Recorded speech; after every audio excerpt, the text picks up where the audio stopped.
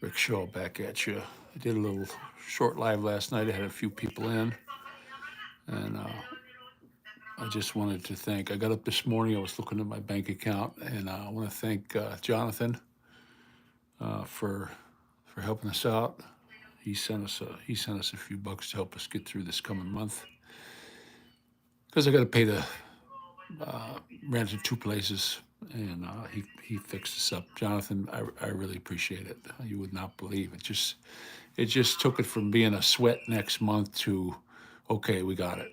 You know, we're able to take care of it. And I do appreciate it. You would not believe how much I appreciate your help. So, but we got it. I called them up. We're going to go down there. I was going to go down today, but run over on the bike and pay them today. They don't want cash. You got to get a money order. So I was going to zip over to the bank. I got outside. It's cold and it's wet. The roads are wet. So I called the girl back and I said, how about I come in maybe on Friday or the weekend? She said, doesn't matter. It's yours. You got the place. I know you want it. So, if you want to come in on tomorrow or Friday, it doesn't matter. So we're going to take the place and then we're going to start slowly moving, getting things over there. She said the day we signed the lease, we'll get the keys and stuff. And it's just looking forward to the move. It's going to be the only difference between the new place and here. It's going to be a long way to the store. That's the problem. Here we're just across the street. We got two or three stores right here, and we can cross the street and be there in no time, in 10 minutes. And now this is going to be a pretty good walk. Faye said, I haven't been in the back over there. Faye said she was with her buddy who lives over there, just a street or two over from us, her Filipina buddy, and they said there's stores over there, but I haven't seen them. I just seen a little convenience store, and you never shop there because it's ridiculous, just ridiculous in money. But Jonathan, again, I don't know what to say. I'm, just couldn't believe it. Couldn't believe how generous you are to us, and I do appreciate it. My wife was over here; she was bawling. She couldn't believe it either because we knew it was going to be a tough month coming up, and that just took it from being tough to being it's just going to be no problem now. We're gonna zip right in, and it sucks that we have to have two places. I wished we could have. I wished we could have moved in July like we had originally planned. But I can understand the apartment. It's not owned by a mom and pop anymore. It's owned by a corporation, and they're not going to have a place sitting empty for a whole month without getting paid for it. So I got it. And the girl was like, I'm really sorry, but that's what they told me to tell you. So I said, okay, we just have to take it. That's all. But I would like to went out and just zipped over there and taken care of paying that today. But this rain. Good morning. I see one person's on there, but this it's drizzling and it's cold. I mean, it is not warm outside at all. It's you just get like a cold sweat to you. And I'm not taking the bike out in the rain anyway. I still have to oil the chain. Something that I do that a lot of people don't do on a motorcycle. I save the old motor oil. I'll run it through like a paper towel, something or a rag or something like that, just to get any kind of goobers out, which there never is. I change the oil before it gets too bad. Then I put that in my little oil squirter thing, and that's what I put on my chain. I'll squirt that on my chain, and then I got this little brush. It's like a three-sided brush, and I'll put that over there to clean the excess off as best I can. And that's how I've done it. I know guys use chain paste and they buy all this real expensive stuff. I was in the bike shop the one day and I'm looking at that spray can of chain paste. It was $29. I'm like, I'm not paying $29 for that. Half the time you use it, and then after 6 months or a year, when you go to use it again, then it runs out of the air in there, and you don't got anything. You got to poke a hole in it to try to get the stuff out. So I just use the used motor oil. I've done that on every bike I've ever had. Never had a problem with the chains. Does it get a little bit kind of dirty and throw oil around? Yeah, but then I know that my chain's good, and I don't want to ride it in the rain, get it all dirty. This thing right here, when you go to wash it, it's going to be kind of intricate to get in there, reaching your hand in there to try to clean dust off of spots. So I'll just, I'll just keep it out of the rain for now. But I want to get the stuff done on it. I want to get that thermostatic thing. I don't know what's going on with me, but it might be because of this weather. My back is just out. Hard to get around walking right now, and my hands are feeling better. I got this thing medicine they're giving me. I had taken it, and then the doctor said sometimes, or the nurse girl, it was the girl who gives them to you, said sometimes you build up a resistance to it, so stop taking it. So I stopped taking it for 4 days, and then I started again, and now I have no numbness in these fingers at all. This is all working fine. I got loads of strength in it. These ones are still numb feeling, 1,000 pins and needles, but I'm able to make a fist, which I couldn't do a month ago. I couldn't make a fist, and this one I can almost get a fist on this hand. It goes back and forth, but I'm glad it's getting to feel a little bit better. So, Orion, how you doing? I'm in Ohio. I'm in northern Ohio, outside of Cleveland. I go to the Cleveland VA for the treatments and stuff like that. And a pretty good group of people down there, if you ask me, as nice people go. We're trying to get me fixed up on this. They claim that, yep, you're doing just fine, buddy, but hard to tell. It's hard to tell for me because some days I start feeling better, especially when the sun's shining. Now we got these gloomy days, and it's just a downer, guys. It's just a stinking downer right now. But it's springtime still. It's calling for lows in the mid 40s for the rest of the week. Kids tomorrow's their last day of school. They had to turn in their computers and all that stuff today. They grabbed them today and brought them all in. No book bags. I said, no, isn't that stupid? They don't want to bring a book bag today, but they wanted to bring a computer. Well, you're not going to just carry the computer in your hand. So I told them, look, just take your book bags. Don't listen to them. Just take your book bags. Put your computer in there so it doesn't get busted up. And so they're turning them in. Dorothy had turned hers in already, but the boys got to turn theirs in. And that's what they do their homework on. And they're going to have to learn this stuff. They're going to have to learn computers. My older kids, when they were young, we got into the computer right away. I never messed with it, but I let the kids mess with it. You look at my daughter, when she gets on the keyboard, she can type as fast as anyone I ever seen type. Never had classes or anything, just from playing on the computer. Doing really good, so.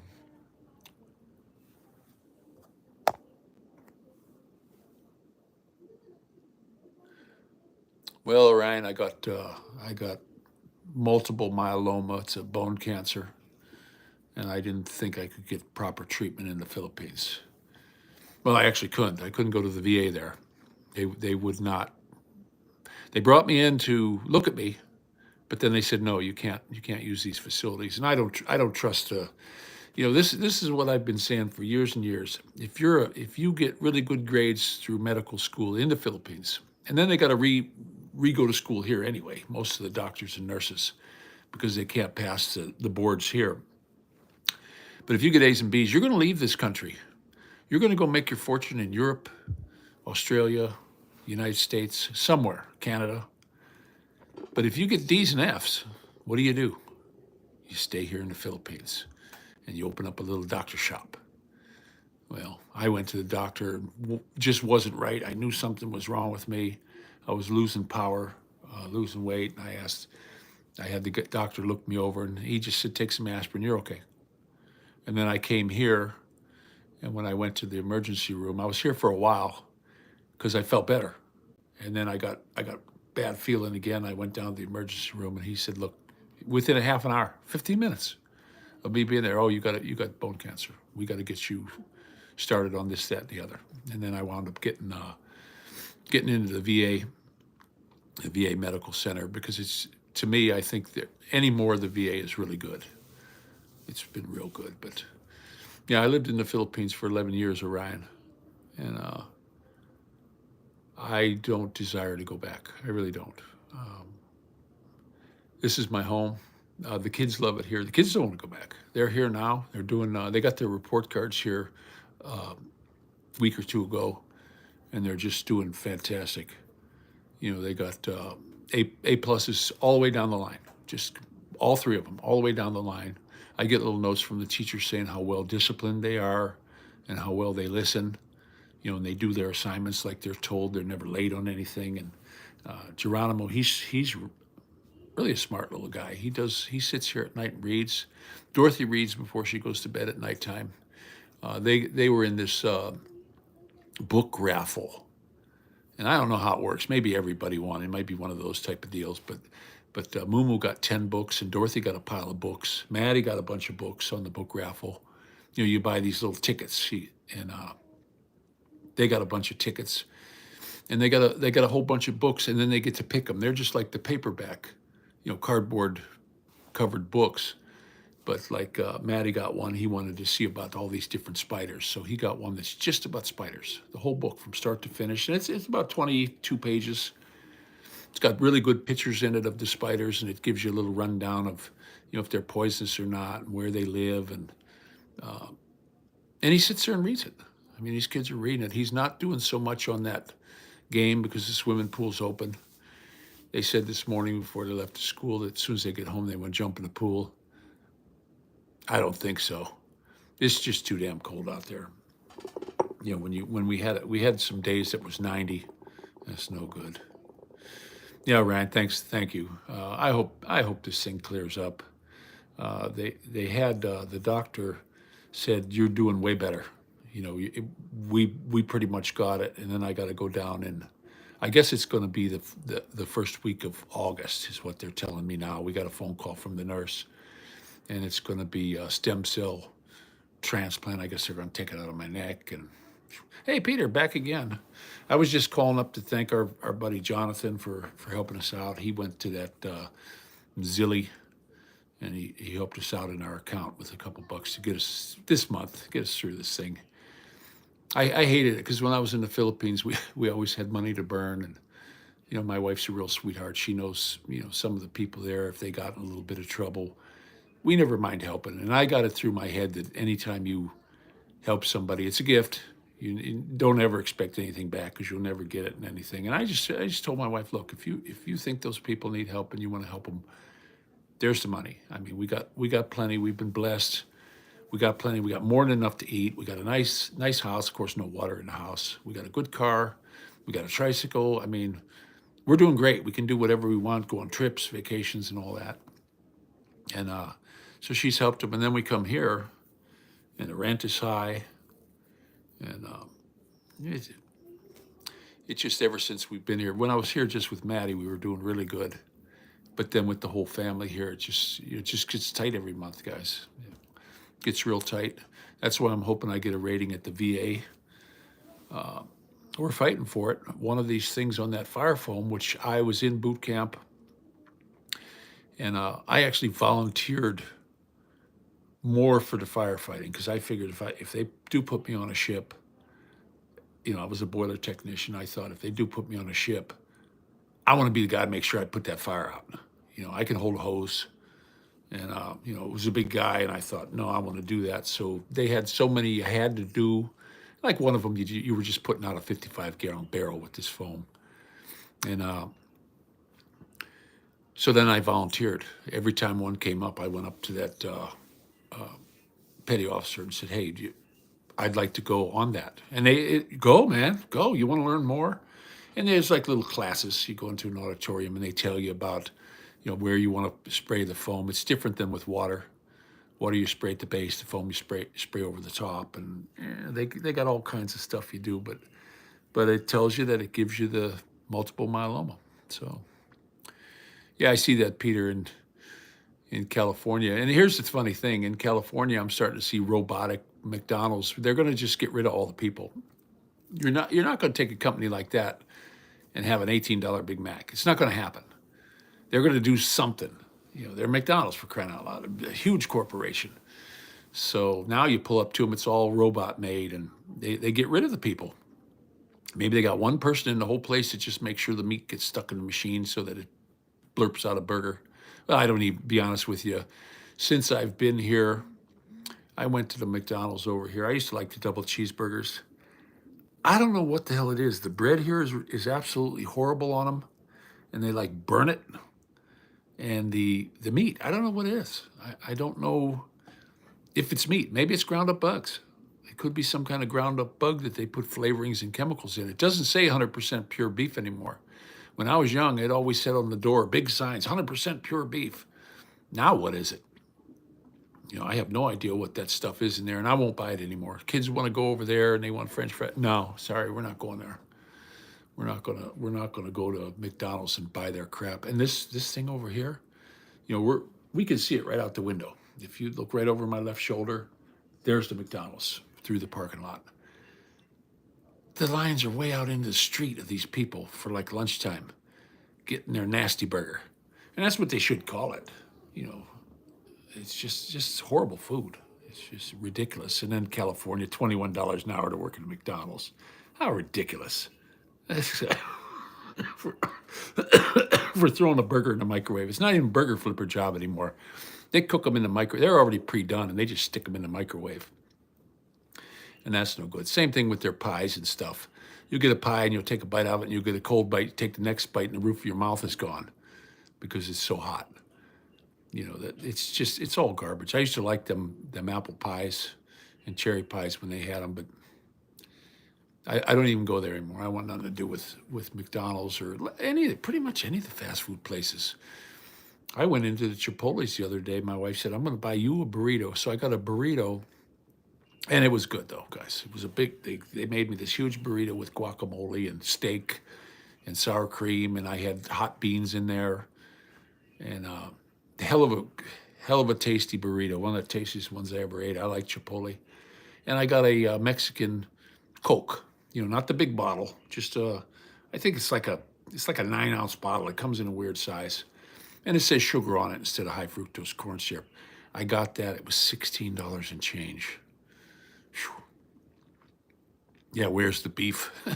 They don't know. Them little old ladies probably took off with it in their old 57 Chevy or whatever they were driving, looking over the steering wheel. They took off with the beef, and you ain't getting any.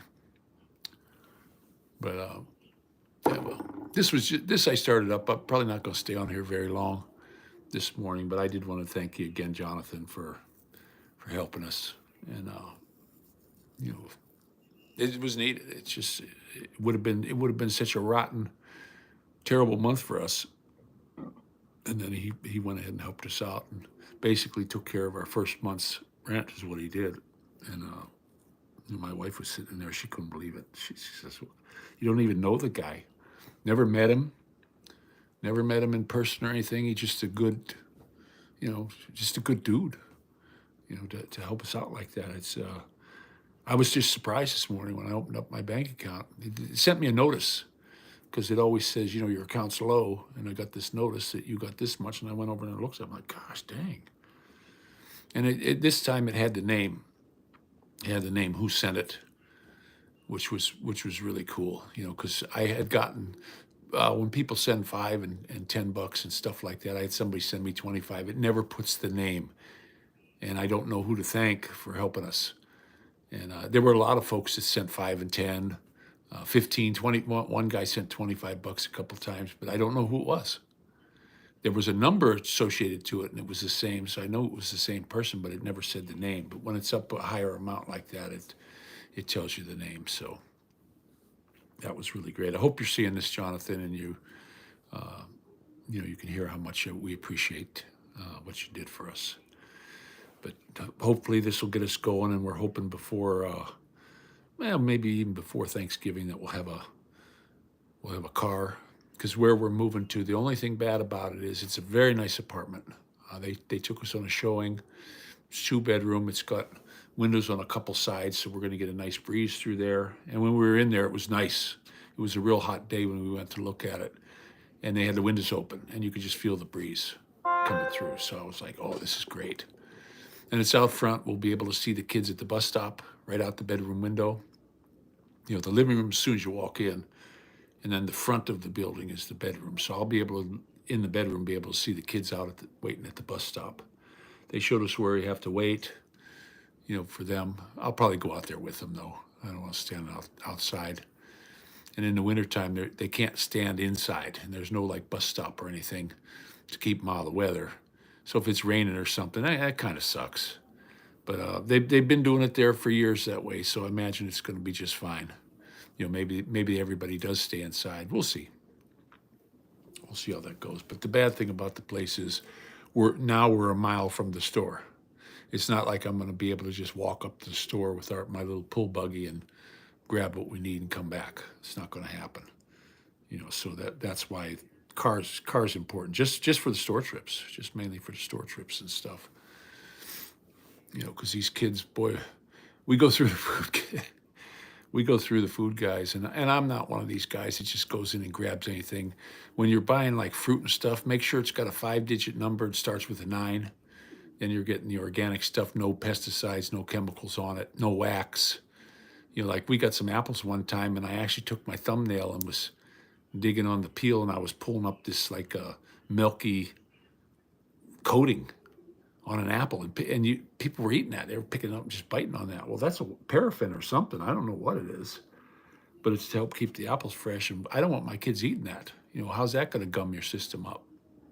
So we don't eat that. We buy it's a little more expensive. I mean, I'll buy $4 worth of bananas and they'll be gone in 2 days. I mean, these kids just suck them up. They like fruit and avocados and stuff. And once we get a buggy, we watch the sale papers. One nice thing about here, and they also said the other places the same way, you get all the store papers. Everybody says it's junk mail, but I go through them. Like when we got avocados last time, we made a big hike all the way up to Aldi's because you got 5 of them for $1. And over here, you get a couple for $1, 2 for $1. So I'm going to Aldi's, and they're the Hass avocados. We eat an avocado, all of us eat an avocado for breakfast every morning. And then this last time, Faye got some nice cantaloupe. We saw nice ones in there. I was sniffing, hey, these are nice ones. Let's go ahead and grab a couple. And, we keep a lot of fruit, strawberries. Now we get our good deal at the fruits over across the street here. They're the best price. Nobody's beating these guys. And it's got the organic. That little sticker starts with a 9. It's a 5-digit number. So watch for that when you buy stuff. But we got to do some shopping this payday and get us some food in here again. And but we did good last month. We had swimming yesterday. When we came in, my sweetie made us we had pork steaks. I don't like pork chops. We get the pork steaks. Yeah, we're real careful with what we buy. I want to make sure these kids are getting good food. Not garbage. I don't want them eating like candy and crap and processed food. We don't buy it. I do get the dang Encore Salisbury steaks. I know that's a processed food, and I buy the Stouffer's lasagna. And the reason I buy that big Stouffer's lasagna, for $20 you get this big ass lasagna, and then for dinner, we pretty much can eat half of one for dinner.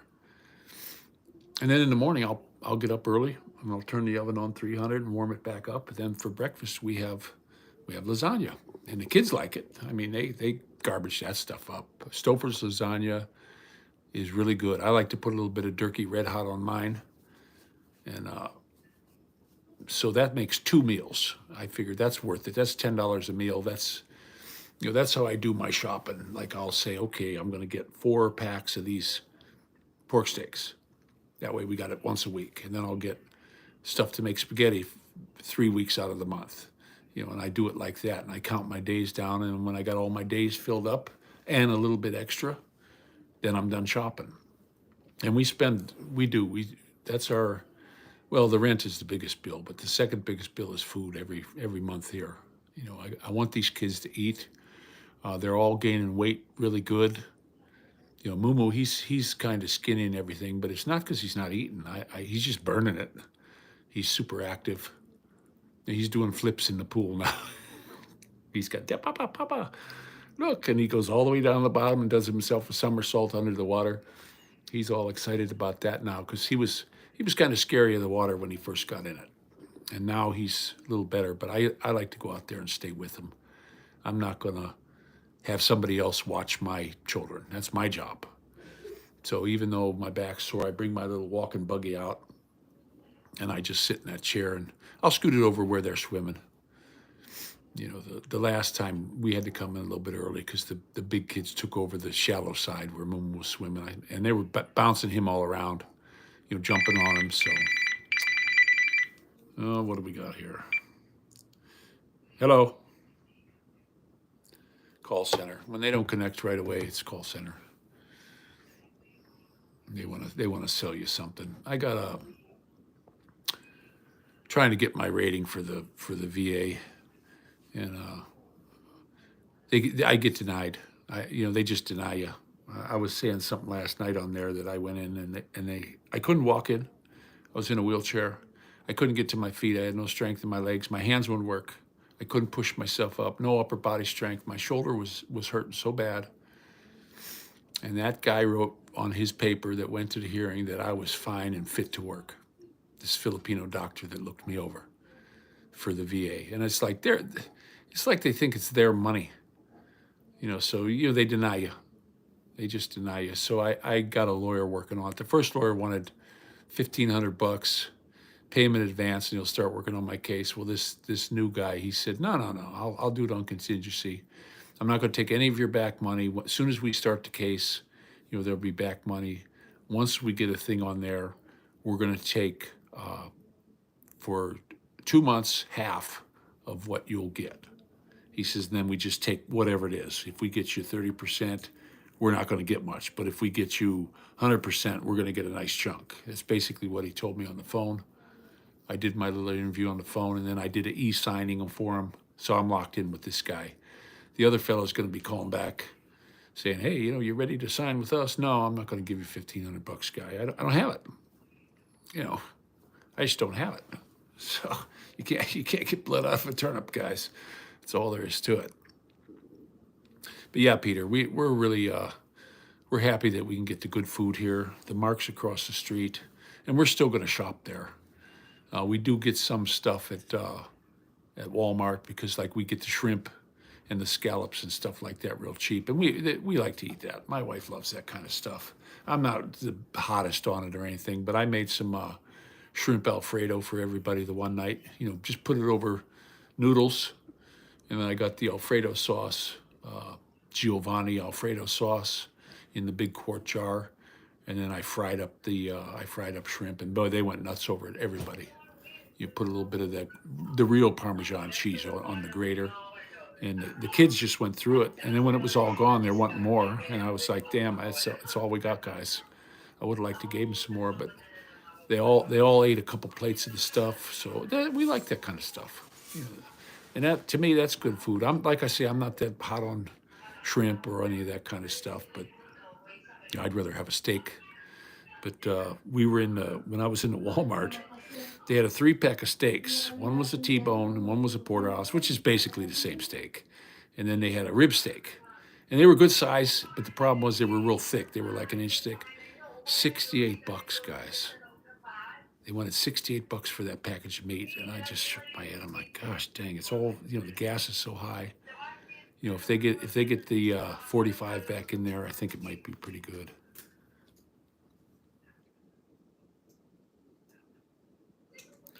Yeah, Peter, they don't age them there. I know in the Philippines, they don't do any aging in the meat. As soon as they cut that up, they put it out. And then when you cook it, you get that foam. But we had a guy come set up on us, and the meat was hanging in the sun and flies all over it. They get these little fans, and they put little plastic streamers on them, try to keep the flies away. It doesn't work. It just doesn't work. But I forget the name of the town we used to go for meat. They got a meat market there that's really clean. They actually got it in a refrigerator. It's like a refrigerator thing.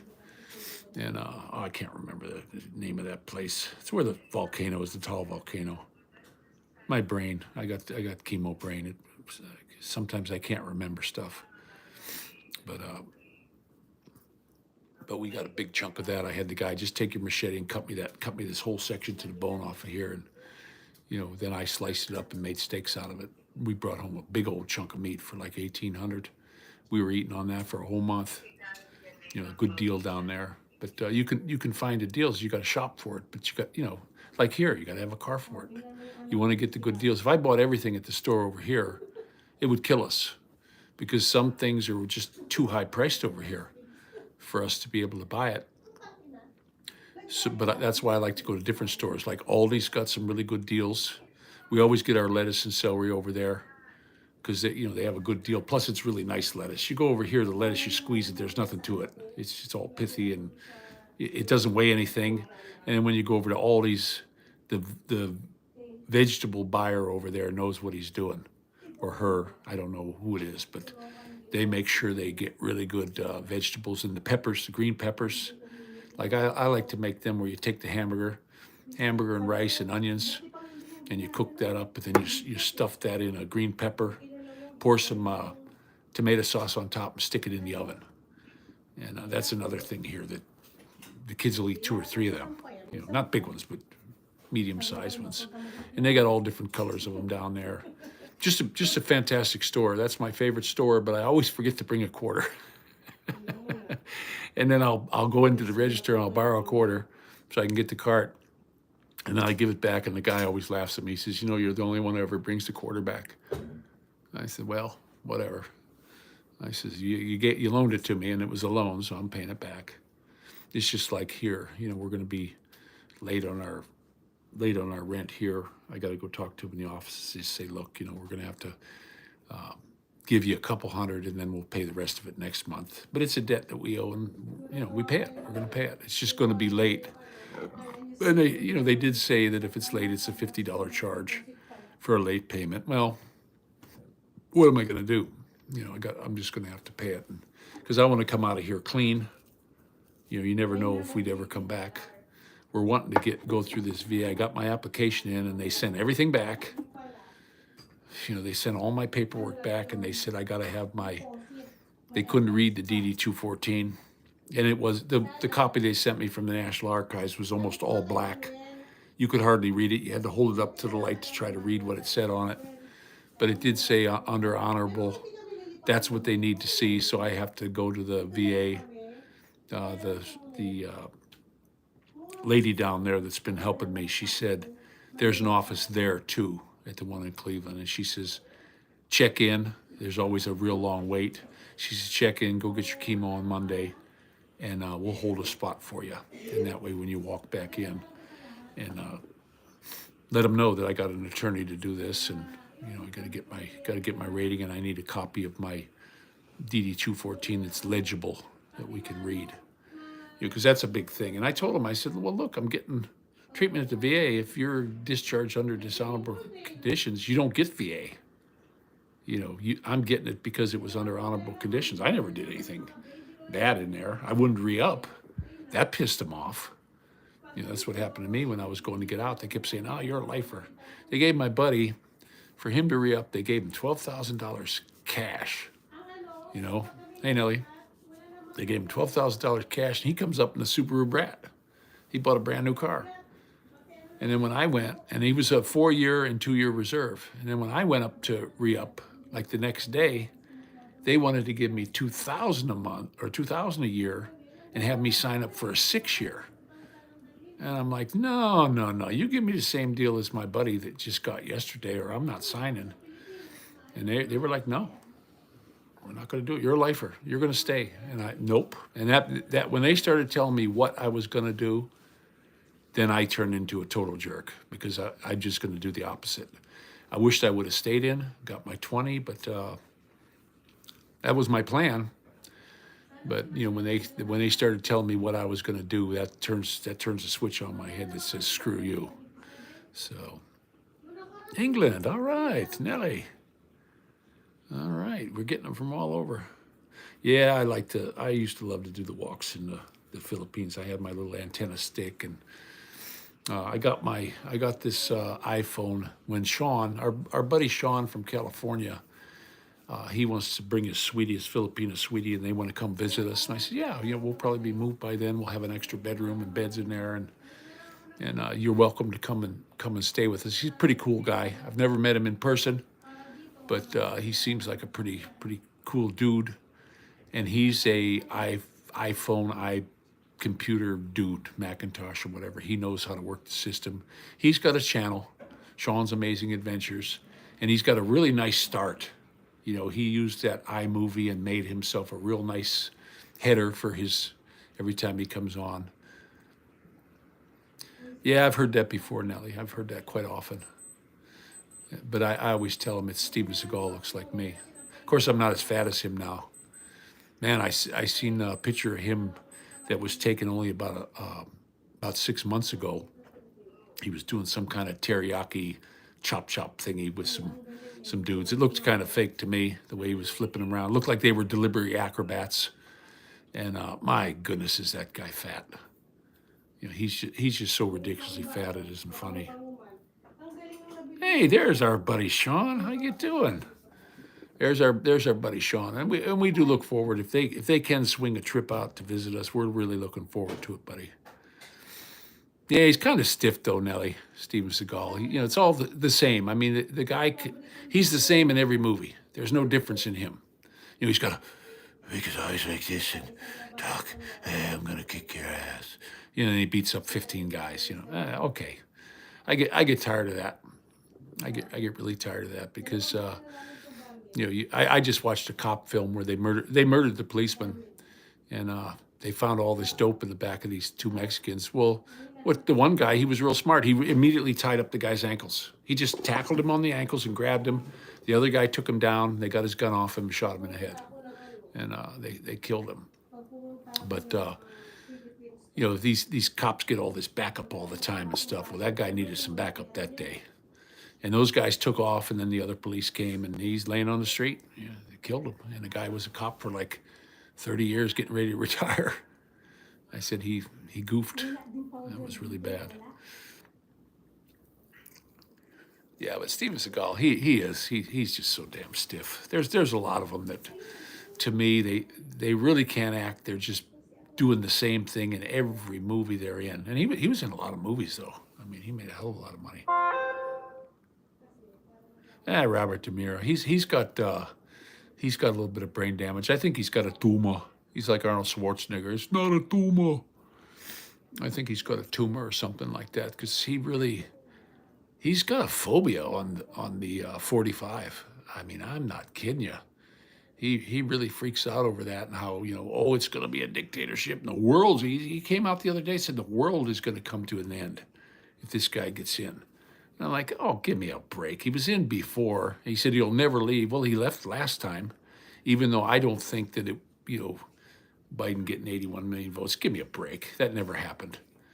That was just a big steal is what it was. And they'll probably do it again. They got away with it once. And if they do it again, I don't think anybody's going to say anything. They're just, oh, well. And then we're going to be stuck with this poor little old geriatric, But I love the new commercial.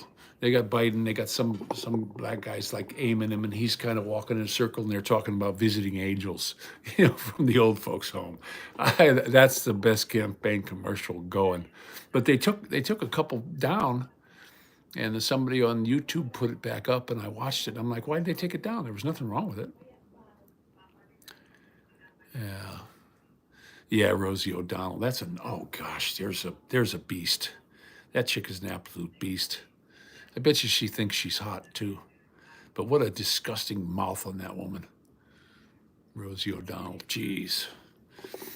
But you can't these Hollyweirds, they get in their own little clique up there and they want they're rubbing elbows with all these liberal nut people. And I just watched a woman on there saying, she got mad at this one fellow for not using the proper pronoun on her, and she had a fit and started screaming. She threw this fit where she just started. She was a interviewer on a newscast, and she started and screaming and putting her fingers in her ears when the guy was trying to talk, and they panned the camera over to him, and he's just there like, man, I opened a can of worms here. That's their answer to everything. If they don't get their way, they throw a temper tantrum, just like a 5-year-old. That's just what they do. And you can't reason with them. I call them Terminators. They're all Terminators. You know, like that Reese said, you can't reason with him. You know, no, you can't. But they're Harley weirdos, that's for sure. And then you got these, you know, what's that one girl with the big eyes? She was on Devil Wears Prada. She gets in there, and if you ever listen to her talk, it's like she's programmed. It's like she's a programmed robot. No conscious thought of her own. Just says what everybody tells her to say. Well, they're actors. That's what they do. AOC, same thing. Yeah. Hey, Peter, I love it in the movies. That just makes me laugh so hard. You know, you just pick them up and throw them. You don't got to do anything or land on top of them, and they're done for. But yet they show them giving these whacks. Well, a 100-pound whack, a chop ain't going to do nothing. You know, unless you're Bruce Lee, of course. Of course, he was a little bit more than 100 pounds, but they just don't have the strength. I'm a big one against seeing women as cops. That's or firemen. You know, because what do you got? You got other cops got to save them. They're going to forget about you burning in the building, and they got to go save their buddy because their buddy got themselves trapped because they can't hardly even walk with their fire suit on. It's just stupid.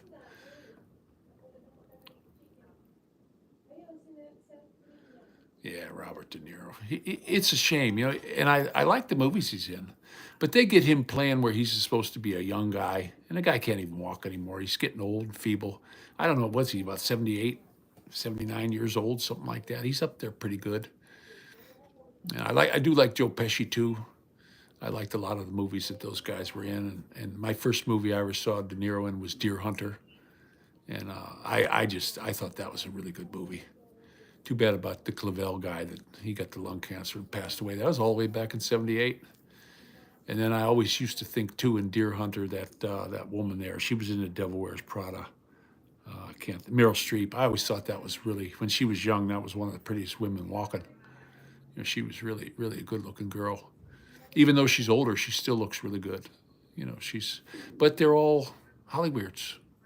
You know, they're just, they got this phobia against 45, and I don't care. Give them a shot again. You know, things were doing pretty good. We were doing great. I'm hoping this turns around. You know, we're looking for a vehicle, and and if we get a vehicle that's a gas hog and they drop the gas down to $2 a gallon, I'm gonna be happy as a lark. You know, because right now we're paying $3.56 or whatever for a gallon of gas, so that's gonna almost cut it in half. Well, that's gonna help us out a lot. That's gonna help everybody. And then your truckers. Now, are they gonna start lowering prices? Probably not. Once the prices go up, they stay up, guys. But it won't go up again. You know, why they're not drilling. They said that down underneath the Rocky Mountains, they found an oil reserve that's bigger than all of Saudi Arabia and them countries over there put together. And they won't give leases to go get it. You know, they get, what is Montgomery Burns slant drilling, you know, or whatever. Get in there and go in there and get it. You know, go get that stupid oil. And you're not going to switch over overnight to a new way of running vehicles, hydrogen, all this. The technology's not there. Electric, come on. You know, if I want to go down, I want to go down this summer to, it's 790 miles. I want to go down to Dothan, Alabama and look around and visit with Ronald. And I'd like to go down there. Well, I don't want to go down there and drive my car for so many hours or so many miles, and then I got to sit somewhere for 8 hours while it charges up. Ain't going to happen. You know, who the hell wants an electric car? They're okay if you're going to just go back and forth to work. You know, but I took one for a ride. I took a Zero, and they give it to you on like a loaner. I left my bike there. It was a loaner, and I said, look, I want to try it. I want to take it to work. I couldn't even get to work because I was coming down a hill. I did some coasting. I made it to work. I didn't make it home. I just kept watching that little battery thing go do, do, do, do, do until it was down to nothing. And then it went into like this limp mode where it was doing a walking speed. And I just basically got off and had to walk it. And then a buddy of mine seen me and said, hey, he gave me a lift the rest of the way home, and I had to leave the bike on the road. I left it on the road, and then we went back and got it in the truck, and I put it on charge. But they said, oh, it'll do 100 and some miles. No, they wouldn't even do 60. It did about 45, 46 miles, and then the battery was done. And they said, "Oh yeah, but these ones are really good. You can have another battery pack you change." What are you going to do? Carry it? What are you going to have a trailer with another battery pack? How silly is that? They just don't have the technology for the batteries now. And you see these ones starting on fire, like all these buses and stuff. I watched on YouTube where the one bus started on fire, and it's a hot fire when these batteries go up, and it burnt all the buses. It started into one bus, but it caught the other buses because they were all parked like this close to each other. You could just barely fit through the middle. It just melted them all, melted the aluminum down to nothing. And I was like, gosh, dang. I don't want no part of them. Safe BAMs, yeah, they're safe and effective. Yeah, I don't want anything with. Yeah, I know, and they want so much money for them. Now, my sister years ago had that Chevy EV. She loved that thing. Yeah, they got that Cybertruck. I've seen them. Something, they don't even look cool. Somebody said, "Oh, those are really cool looking." I'm looking at that thinking, what a stupid looking vehicle. I bet you it's uncomfortable as hell inside, because they did everything to make the outside look cool so you buy it. They're looking at a certain type of person to buy that damn thing. Well, it sure as hell ain't me. Give me a big old Mercury Marquis. I'm happy as a lark. That one fella I talked to, he was saying he wanted to give the Mercury Marquis to his grandson. Now, if I was a grandson and my grandpa said, here's a car for you, I'd have gave him a big hug and said thank you and taken it. But this kid didn't want it. I ain't going to drive in that.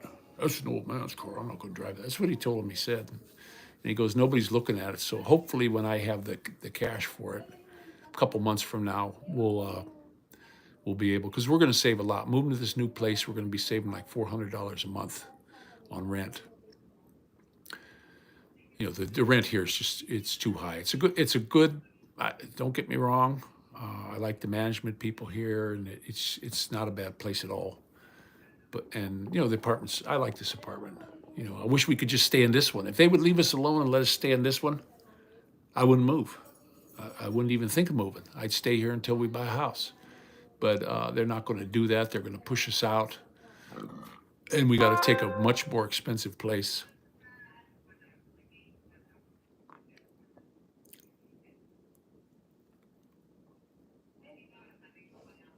Yeah, Peter.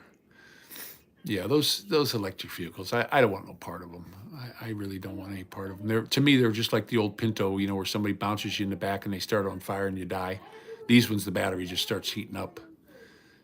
I know they're putting on a lot of the new ones, they're putting temperature probes all over in the vehicle. And if you start seeing that temperature probe, they want you to get out of it immediately, shut her down and get out immediately.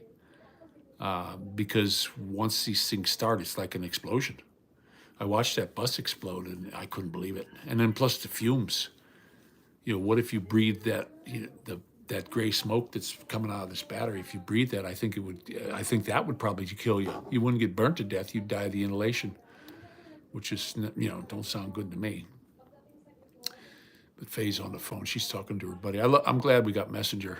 I'm glad we got this YouTube also, but she's got Messenger, so she's talking to her buddy in the Philippines, our friend Mama Manok. She's getting ready to retire here pretty soon. She was a caddy with my wife for years. They were bestest of buddies, and she's one of my wife's friends that I really like that lady. She had a tough life though. Her husband was murdered. He was playing cards, and somebody got up and shot him in the head.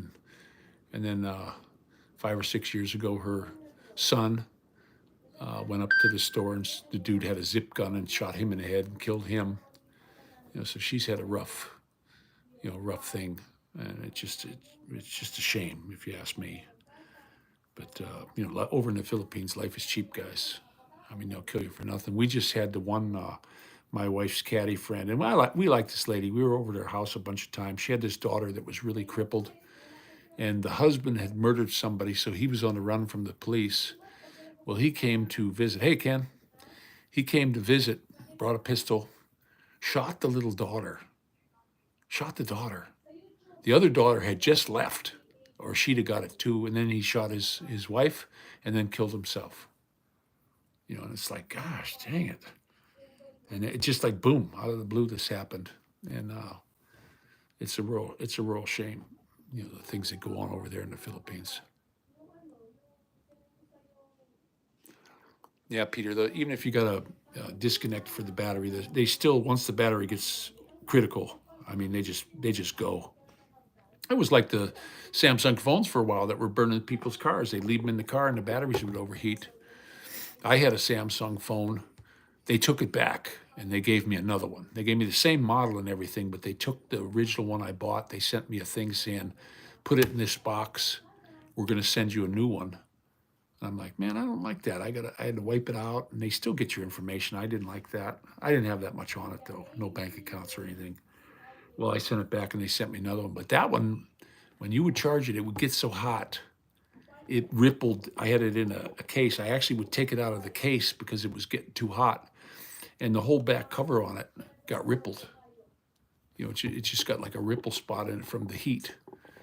And I thought, oh yeah, this thing's gonna have trouble. If you let's say you go to bed and you leave it sitting on the bed or something or on the nightstand, they can start on fire, guys. And they burnt a lot of vehicles up. Those dang batteries. So they don't got the battery technology down yet.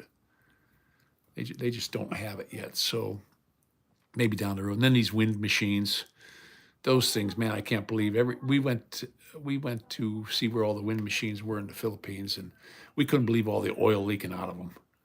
They hold 800 gallons of oil, and they just leak it. So they're constantly having to go up there and add oil. There's a room in those things, and then once they're bad, where are they going to put them? It's getting rid of them. Yeah, Ken, it's that's what we got. It's dreary. It's chilly out there. I wanted to go pay my rent at the new place. I was going to jump on the bike and just zip over there because we got to have a money order. I was going to zip to the bank and get the money order and then take it over there. And I'm like, nah, I ain't riding the bike in that. I'm not going to get the bike all dirty because it's not enough rain that it washed the dirt away. It's enough rain where it got the dirt muddy and you're going to drive your bike and it's just going to be covered in dust. It's going to look like crap. So I don't want to take it out. I don't want to clean it right now. I don't mind cleaning the bike and wax them and all that, but I just don't feel like it now. I don't want to go out in the cold weather in that garage. And I got the dang chill today. It's warm in the apartment. We got the windows closed, but I just got a chill I can't seem to get rid of today. So he got a burner phone. His little dog, Teeny Weeny. He I guess you kind of saved your little papa Sean. The poor little thing. It's pretty old. It's one of them ones where the tongue's always hanging out. The tongue just hangs out because it can't pull its tongue in. But cute little pup. you know, they carry the dang thing around everywhere they go. And anymore, nobody says nothing. When I was young, you couldn't bring a dog in a store. Now, nobody says nothing. They go into a restaurant, they got their little puppy dog, and it's in the little bag. His sweetie's holding it in a bag, and it's chilling. It's kind of a cute little dog, a little toy dog, a tiny little thing. But he took a picture of it in front of a window one day, and I said, man, he needs to enter that in a photo contest. It was absolutely fantastic picture.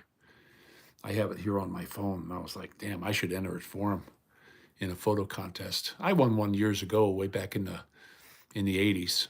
I turned in a picture I took, and I won a national thing. All it did was give me a bunch of film. They gave me, it was an odd number. It was for this company, and they gave me 147 rolls of film with developing, which, 35 millimeter film back then, that was a lot of money for me. It would have been nice to get cash for that amount, but they did it that way. And I used to develop my own, but that stuff I just sent it in. And you got I think they sent you 3x5 pictures back, and you just did it through the mail. You just put it in a little thing and mailed it in. I didn't pay a damn thing for that. That was a pretty good deal. But 147 rolls. It took me. It was a year before I shot off all that film. I had a really nice Nikon camera. It was a FA model. I had the data back on it. It was a great camera. Loved that thing. I took that thing everywhere I went. Yeah, I know, Sean. You've had her for a while. I remember when you got her. I remember when you got that little thing, and she's doing a lot better now than she was. You guys are taking good care of her.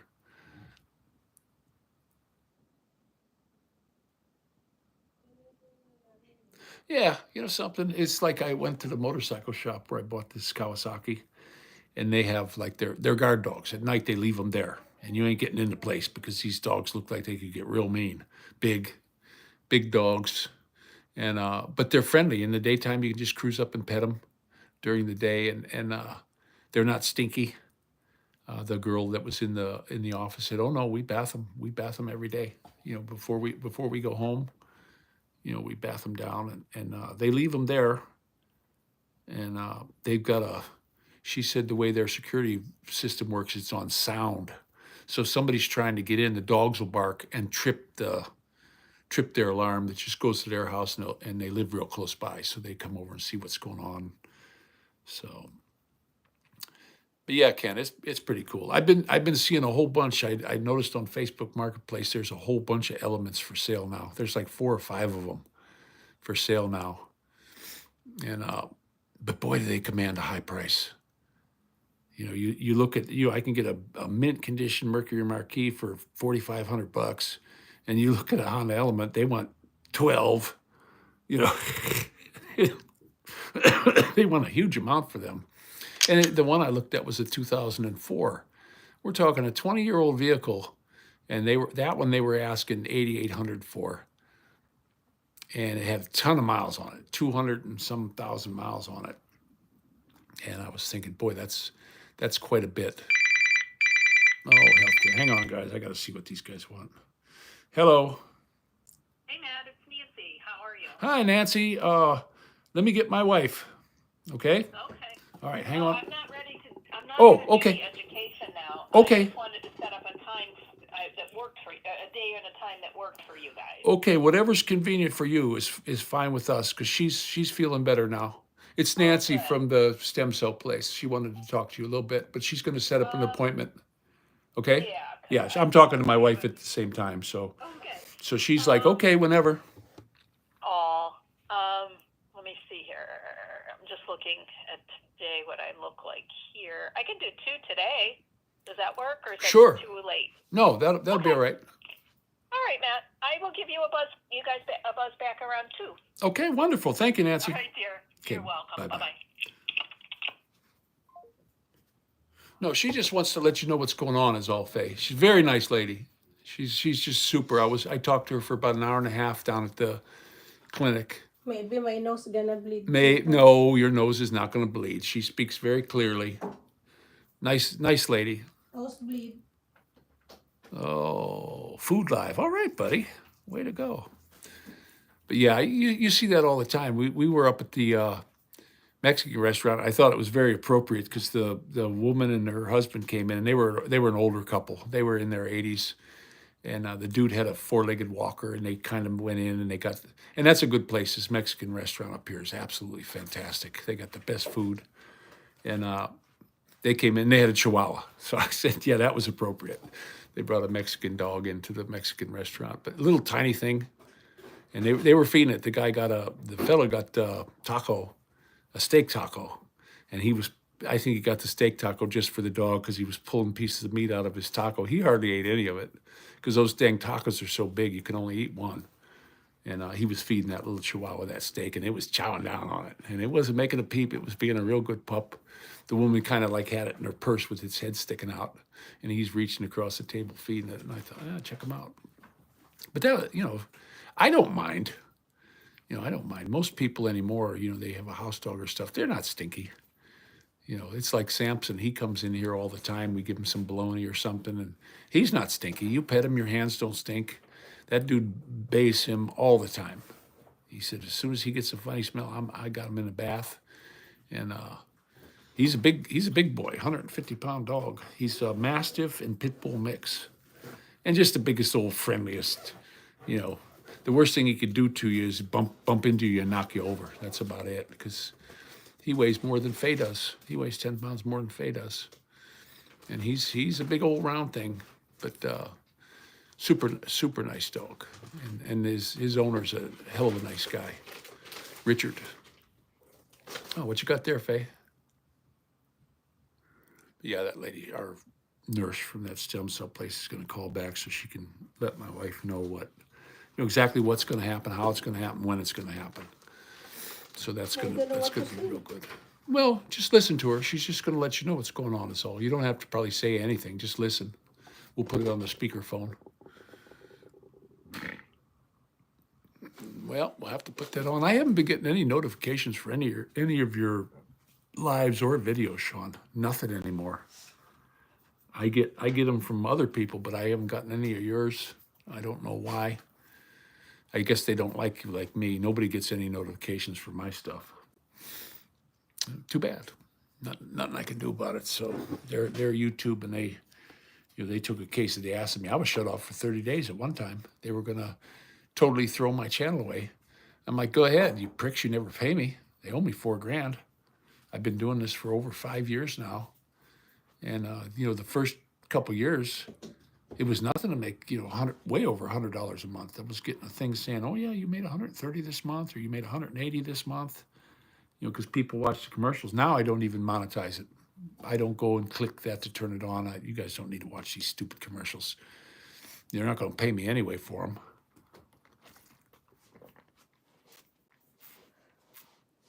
Messy house. My second one of these today already. Got to keep pumping that water through. We get the distilled water over here at the store. Help keep me cleaned out. I had that kidney problem, and I want to make sure that I'm flushing that through.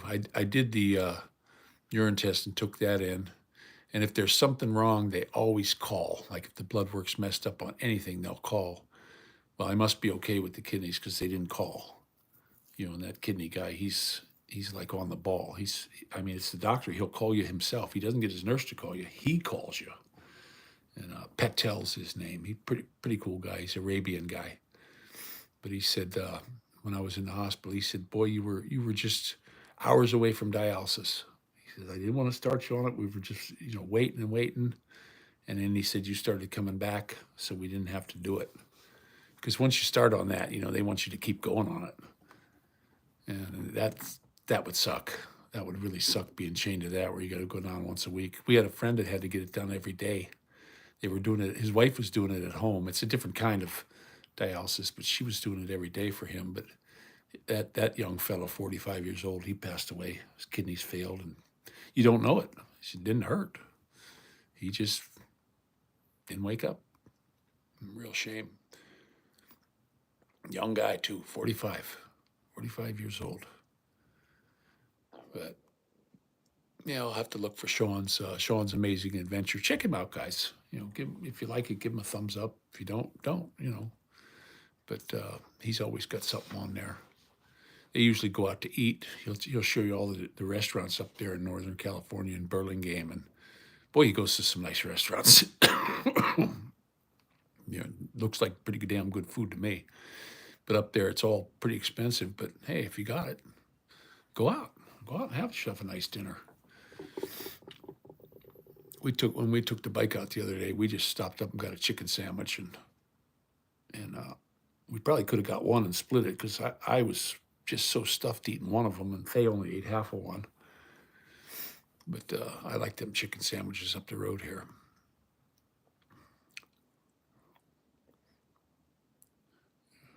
I like that teeny weeny. He's got a burner phone. I was watching this morning some of them cop things again, where these cops are just abusing people and stuff. And the cop punched this old guy, an old man. This guy was 69 years old, and he had his phone out. He wasn't filming. He was holding it up because he couldn't see the picture, the reflection. So he was kind of holding it up to get it down in the shade like this, and the cop thought he was taking his picture and came over, knocked the phone out of his hands, punched him in the face. All you seen was heels going up in the air, knocked him down, and then jumped on him. And then, of course, his buddy showed up, and they tackled this poor guy, 69-year-old guy, little skinny old guy, and just wailed the shit out of him. They showed pictures of the guy afterwards. His whole center section where his ribs were just completely purple. And he says, man, it's going to take me a year to come back from this. So, Go Bobo sister. Well, hello. Yeah, I'm getting to see a lot of different people in here. that I haven't seen before. Well, howdy doody. Ken knows her. He's our Honda salesman.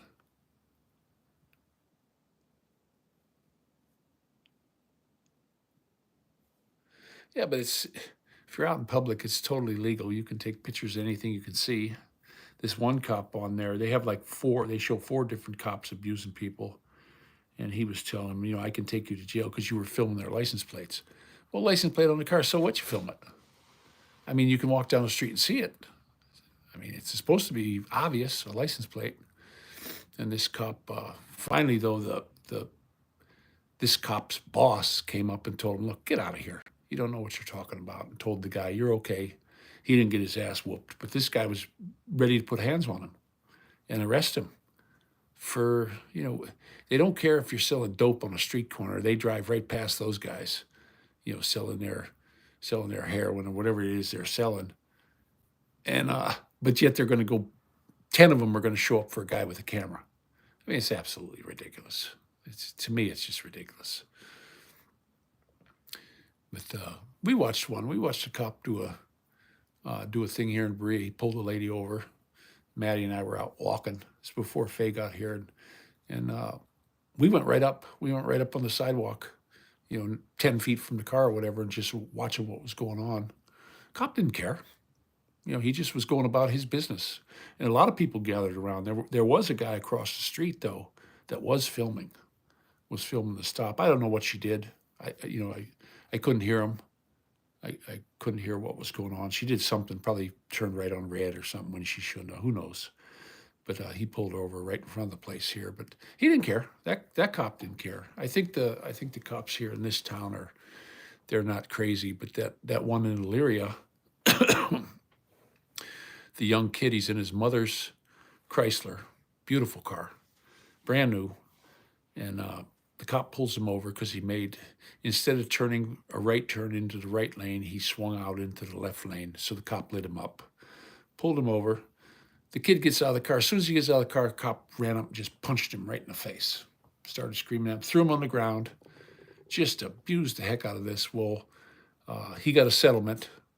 I think it was $79,000. He got a settlement from the police. I wish they'd run those through court instead of a settlement. Well, what happened was the judge gave him 90 days and suspended it, the cop.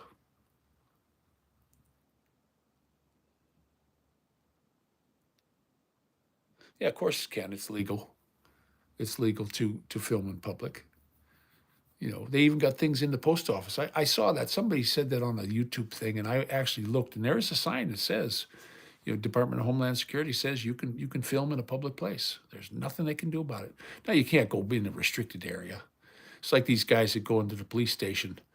There's one guy, he goes and checks and makes sure the cars got the registration up. And he went through this police station, and all the cars, the license plate, the registration was out on them.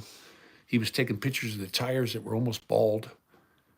So he complained, and they didn't care. They put him out anyway, and he's got a lawsuit. They haven't settled or anything yet. But, they manhandled him and threw him right off. Said, there's a sign there. And he's like, show it to me. Show me the sign. And the 2 cops just grabbed him and drug him out, took his phone from him. And then when they got him outside of the thing onto the sidewalk, they took the phone and just threw it down in the grass. They didn't even hand it to him. The guy just threw it around and walked away. Said, don't come back or you'll be arrested. And it's like, come on. Well, they're making such a huge disconnect, the police, between us and them, where it's becoming us and them. They're not in there for your best protect and serve. They're serving themselves is what they're doing. But yeah, you can film in public anything you can see. That's part of your First Amendment. And then they got this one fella. He asked cops, what is the First Amendment? None of them know. They swear an oath to the Constitution. They have no idea what they're swearing their oath to. And they don't know. It's a shame. They don't know the law. The policeman doesn't know the law, and they arrest people all the time. And it isn't the cop that pays. It should come out of his pension. It should come out of his pension fund, but it doesn't. It comes from the taxpayer in that city. So yeah, you might win. That one girl, she sued for $10 million, and they gave her $1 million. Okay, that cop didn't pay that. He didn't care. They fired him. Guess what? He got a job at another police station. With a good recommendation. Oh yeah, he's a great guy. And most of these guys are on a thing called the Brady list. That's where they're not credible at all. They've been caught lying and doing bad things, and they're on a Brady list. And they're the ones abusing. And you see them, they shave their heads and they do all this weird stuff, covered in tattoos. I ain't getting into that. But yeah, it's pretty crazy. I just watched another one this morning, and the lady was in Walmart, and she cut in line, and the Walmart greeter guy came over and said, "Hey, you have to wait your turn and all this." And she threw a fit, started screaming at him and pushing him and stuff, and that's assault. So when the police showed up, he said, "Hey, I want to charge her with assault." They wouldn't do nothing. "We didn't see it, sorry." "Well, I got it on the camera." He says, "Look, they filmed it," and they showed it to the cop, and they said, "Yeah, well, she just pushed you. It's okay. She's a girl. It's a girl."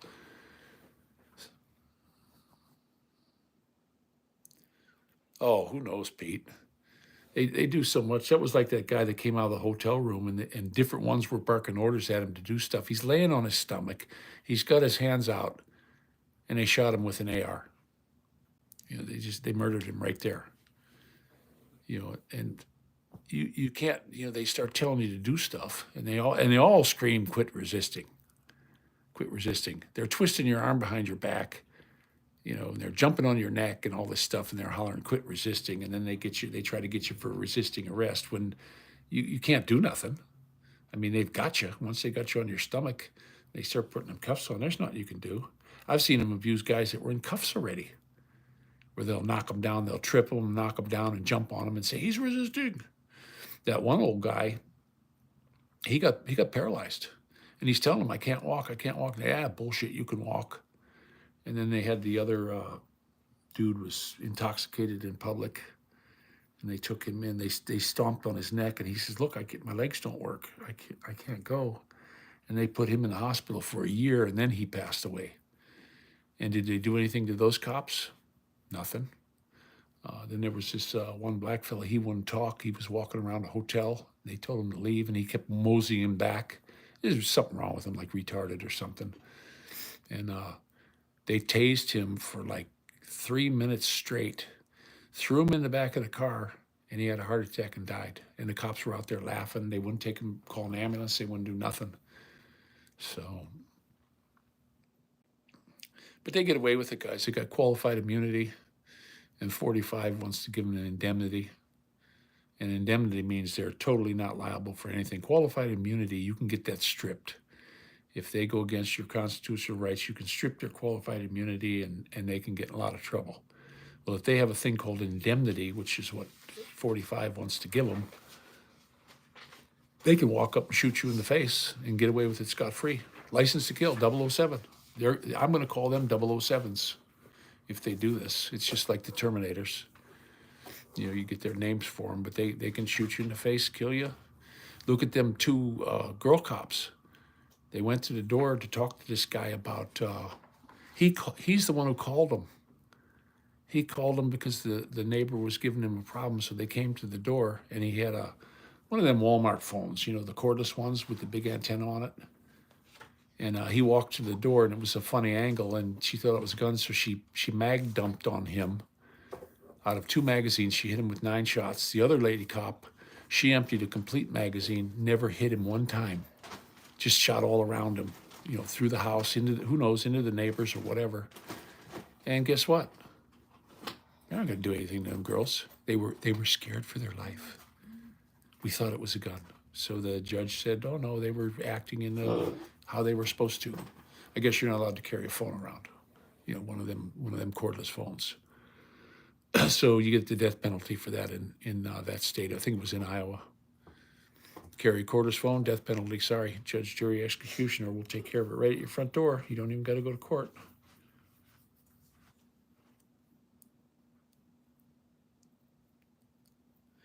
Yeah, I know. I think I saw that one, Ken.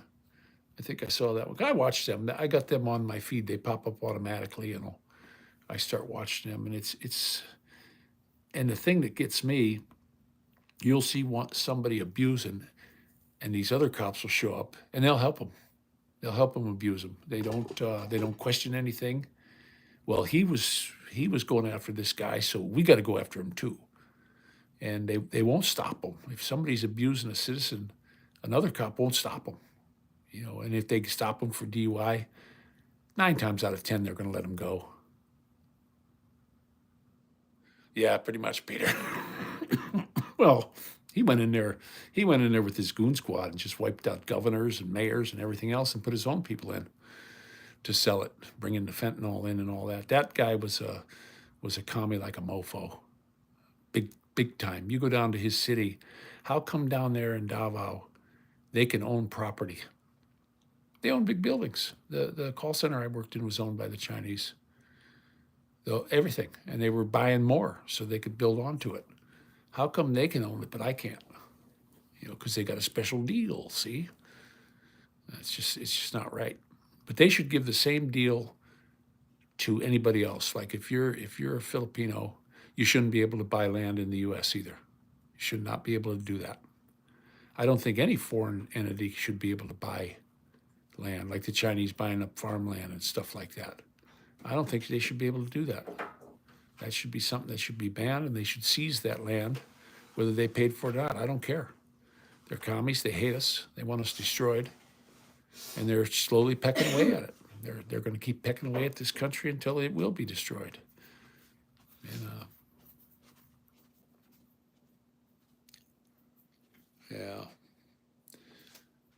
yeah, and the cops still get a call just because somebody. I got a call. I have to need your ID because I got a call. Well, you don't have to unless you're convicted of a crime, from what I'm seeing, and that's in all the states. Whether they got that Terry, they got Terry stops, and all this kind of stuff. That's all a big pile of crap, if you ask me. Oh, You know, want your ID. It's like crack cocaine to them. They got to have your ID for some reason. But it's just crazy. Me, they ask me for an ID. I give them my Filipino permanent resident card. I don't give them my driver's license. I say, what's this? You ask for ID. There's my ID. There's my picture on it. There's my name. There you go. Because I got, they got me one time. I pulled over. My phone rang. Well, I don't drive and hold the phone, you know, because it was like, I'm not going to mess with it. So I pulled over behind this ice cream place. I pulled in, and I had the motor running, but I was sitting there talking on the phone, and the cop came up. Give me your license. What are you doing? It's a traffic stop. Well, I was already stopped. What are you bugging me for? And he wasn't taking no for an answer. I'll take you to jail. Get out of the car. Well, I don't fight him. He's like, get out of the car. I got out. You know, and it's like, and then he's like, go over here, go over there, do this, you know, just ordering you like you're their kid or something. They've got no authority over me. I don't get that. But he was not a nice fella. Real young guy on third shift, because it was pretty late. It was like 2 a.m. I said, look, the phone rang. I'm not going to talk on the phone while I'm driving. I pulled over so I could talk on the phone. Somebody called me. Oh, well, you know, you should have just not answered it. Well, why are you telling me what I should have and shouldn't have done? You know, if I'd have seen him, I'd have kept rolling. I wouldn't have stopped. But, you know, that was when I was in that rental, that big Mercury. That was a great car. And I do want to get another one. If this one, there's 3 or 4 of them for sale right now that don't have a lot of miles on them. And they got the 4.6. That's the motor I want, you know, instead of the 302. If you buy the Crown Victoria, they all come with the 302 in them. And I don't want that. I want that 4.6. That's a great little motor.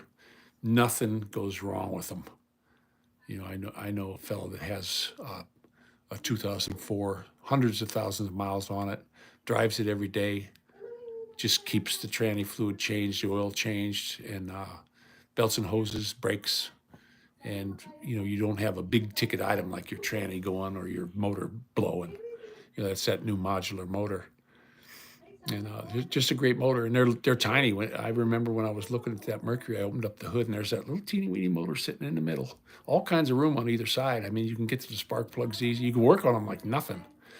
The only thing I didn't like about it was I wish they would put the oil filter in vertically so you can fill it up with oil before you screw it back on, but it was sideways, so you can only fill them about halfway up. And that, you know, that's a shame. They should think of that. I had it on my pickup truck was that way. It was sideways. Well, what I did was I got one of those oil filter things where I could move the oil filter up under the hood, and I mounted it next to the battery on the bracket. I ran tech screws into the bracket, and I had it sit vertical so I could fill it up with oil. That way you don't get any dry start. That's the biggest wear on your motor startup. It's just that because there's no oil. There's no oil film sitting on between metal and metal. Even though it's cold, you're still rubbing metal against metal. So, hey, Peter, you take care, buddy. Thanks for stopping in. Oh, yeah, it's good in there. A couple of you guys are still here, but Chili Wilco out there. I don't know if you can see that. See outside. It's just a dismal, drizzly, chilly day. It's not nice outside. We don't have the wind like we had the other day. When the kids were swimming the other day, it was so windy.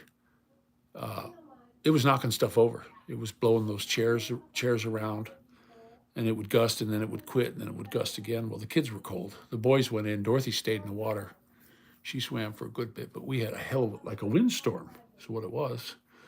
And then it was fine when the sun was on you. It was okay, but as soon as the clouds came over, it got cold, like instantly. And the boys just said they're done swimming, so they came in and got warmed up. But we all got runny noses. I got this stupid bronchitis thing, and I'm hoping it clears up. They aren't going to do the chemo when you're sick. Because chemo, like the doctor said, I'm poisoning you half to death. It's a deadly poison that they're giving you, and sucks. But what else was I going to do? My kidneys were shutting down. That kidney doctor told me, he said, if you'd waited another week before you started your treatment, and I went straight into the hospital. As soon as they checked the kidney function, they put me straight in. He said, if you'd have been another week out, he said, you'd have been dead. You wouldn't have made it.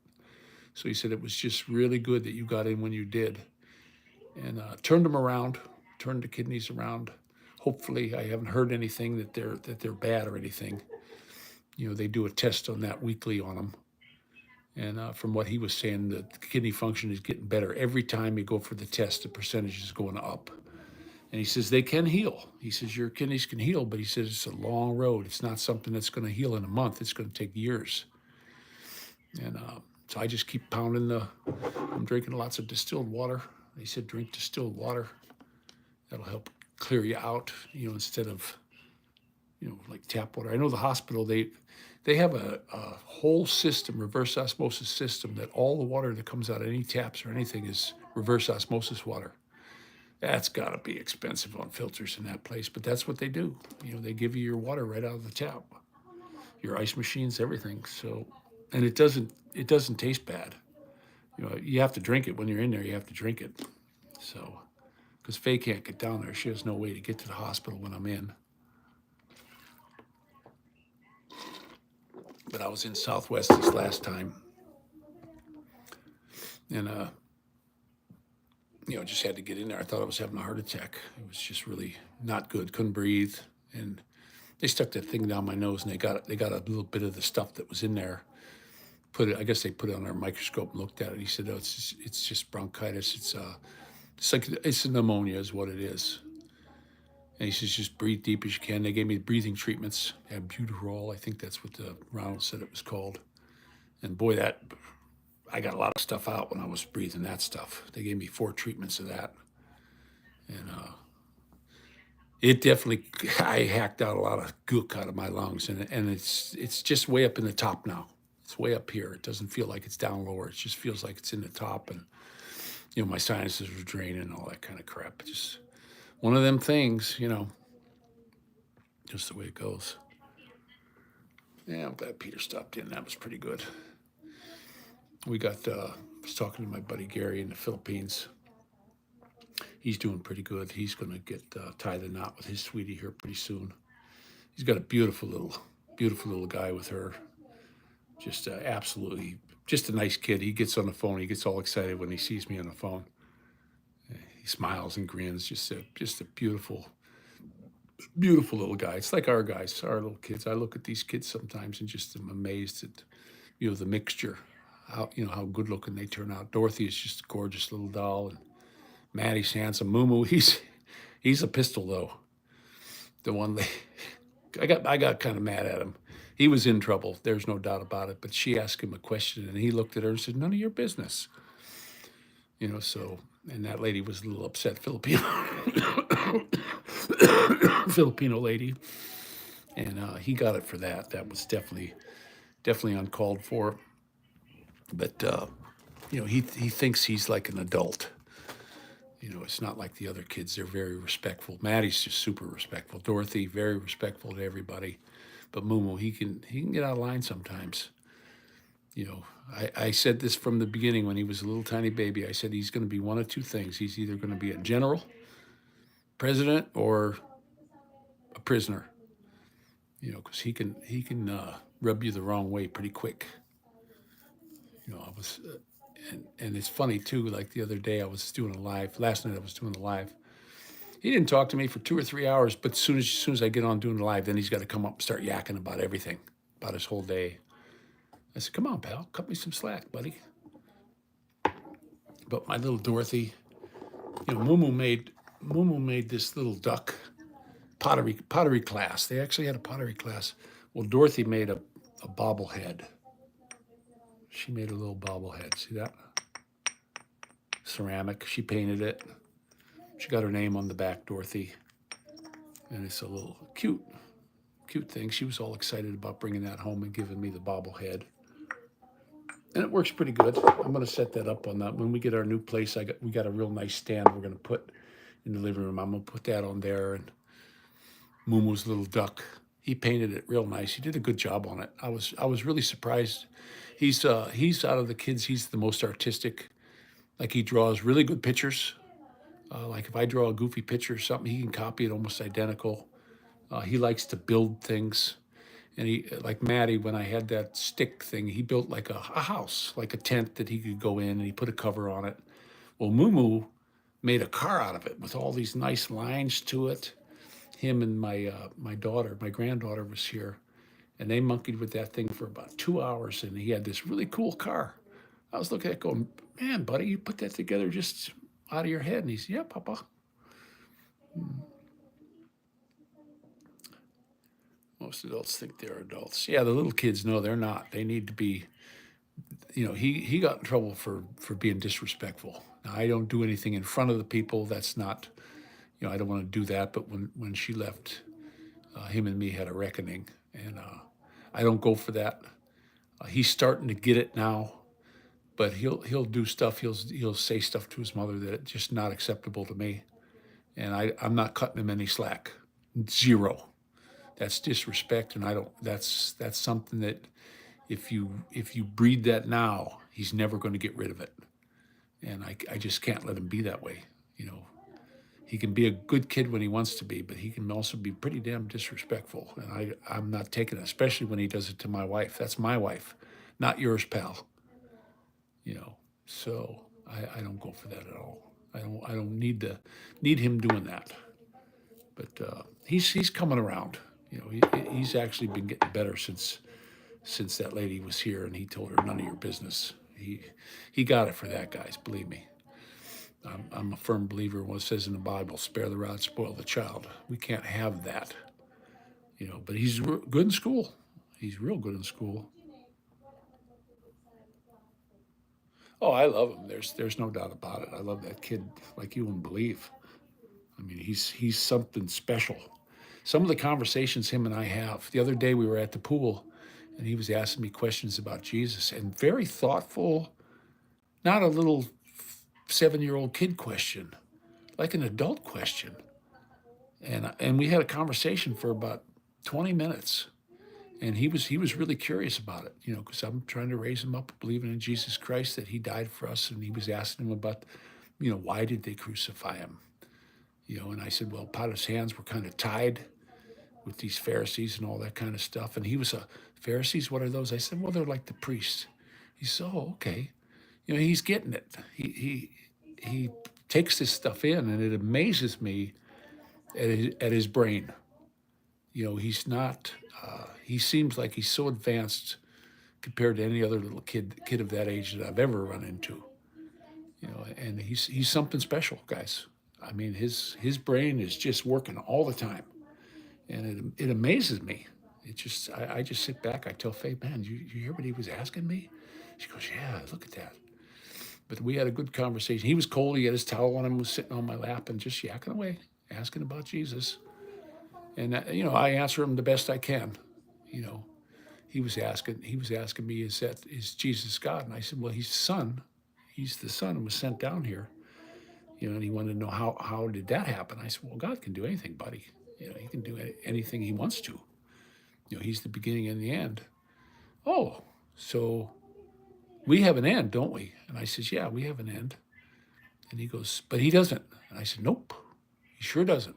Oh, okay. Okay, I'll take that. I believe you.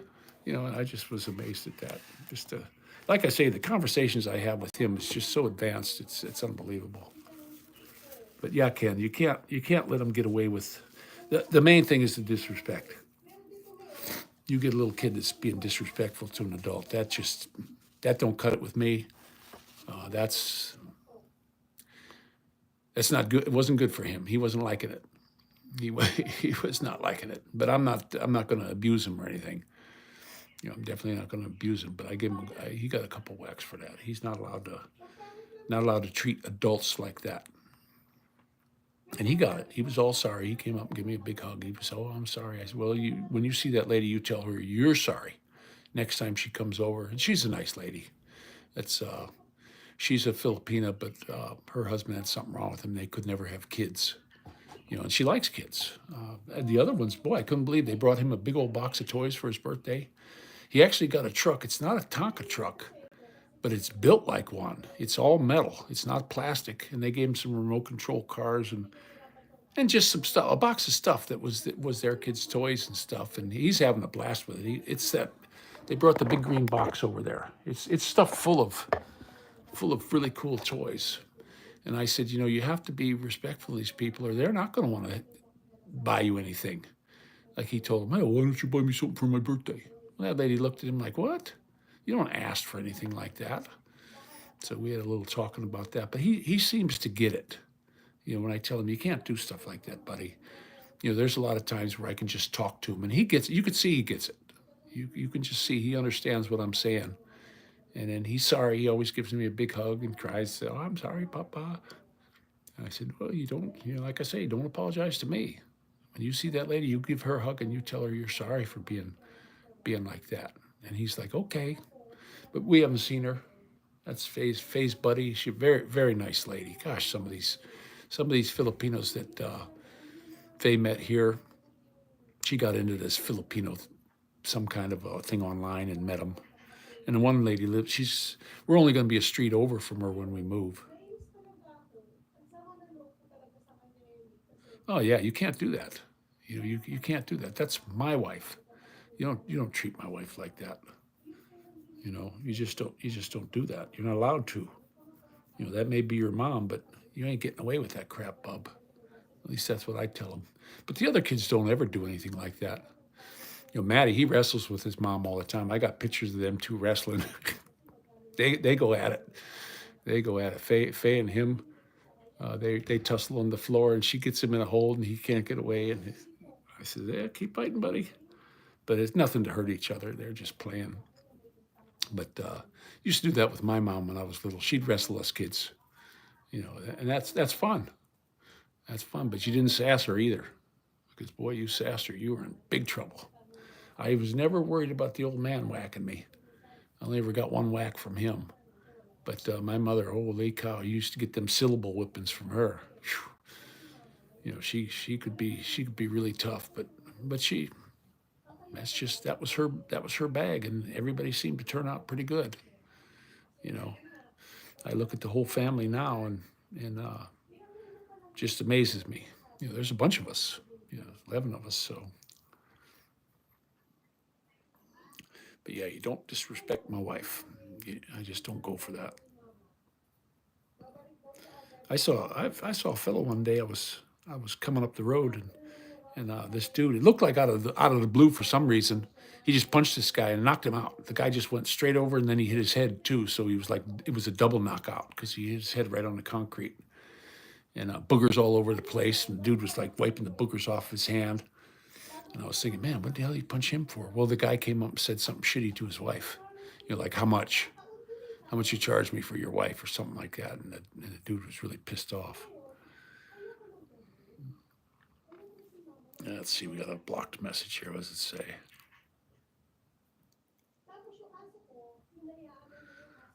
Well, the boy, he's just a little boy. He don't, you know, him and his mom, they like to tussle and wrestle around, and he's getting pretty tough. Matty he's got some strength, and he's always got to be the fastest runner. He's got to be the fastest one on the bicycle, and he does run really fast. I mean, he's super fast on his feet when he starts running. You know, he races his brother and sister all the time, and they're not even close. He's just gone. He digs in and goes. You know, he wants to be number one at that. And like his bicycle, when he goes riding his bicycle, he's always going as fast as he could go. You know, he doesn't just get on the bike and drive around easy. He's got to go. And when we were riding the tandem bicycle, we'd get to a hill. I said, come on, buddy, you need to help me out. And boy, it was like another motor on there. You could really feel him pushing them pedals, and he don't give out. He's got a really good endurance to him. You know, he can go and go and go. He breathes good. You know, I told him, hey, you got to breathe. Make sure you're getting plenty of wind. And but yeah, he's really something. But all these kids, and they're here, and none of them want to go back to the Philippines. They don't want no part of it. You know, Faye, she goes up and down about being here. That, you know, this, you know, it's not her homeland. I understand that. I do understand that. But me, I did 11 years in the Philippines, and honestly, guys, I think it was just the town we moved in that ruined me. Being Lipid, you know, that was the big mistake. If we'd have stayed in Carmona or bought a house somewhere else, we probably would have been okay. Or if we could have just went down to Mindoro where we bought the land, you know, 50, or was it? I forget how many hectares we got, but got a nice chunk of land down there. We put the well in already. Plenty of water there. We're letting the people we know up there use it so that it keeps it running. And we got the septic system in already, and we were planning on building a house, but I wanted to sell the house in Lipa because I want no part of Lipa anymore. Sell it and then take the proceeds from that because it's worth $3 million, and you know, take $1 million and build a nice house on our ground, and then buy that other piece because there's another piece next to it that's for sale. It's not really good. It's like a big belly. It holds water and stuff like that. I don't know about mosquitoes or anything, but we could fill that in, get somebody come in there with a grader and level it out a little bit better. And there's a fence around it. What do we got here? Hello. Call center. Yeah, if they don't talk right away, it's call center, guys. I know I worked at one for 6 years. 2 of them. I worked at a couple of different call centers. Let's see, Ken.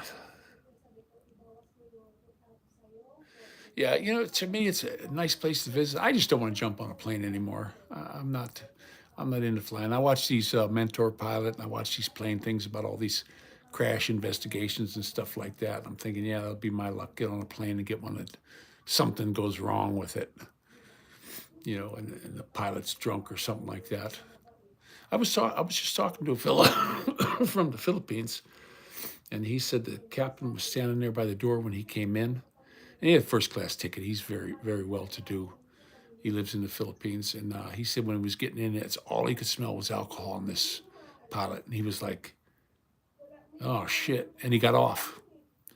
He said, you know what? I changed my mind. I'm not taking my trip. And he turned around and got off the plane. Now, nothing happened.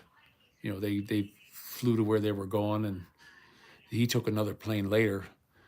But he said he lost a good bit on the ticket because they don't refund you all your money. They refund some of it if you buy another ticket. But he said he lost a lot of money, but he just didn't think that was a good idea going up with a pilot. That he said that you just couldn't believe it, the alcohol smell that was coming off this guy. And he's going to fly a plane here in a couple minutes? I don't think so. That don't sound right to me. They don't want you driving a car, so would it be even worse than a plane? You miss something, and I don't know. Doesn't sound good to me, but But he didn't take that flight. He said, I'll wait for the next one. And he said he left out the next day.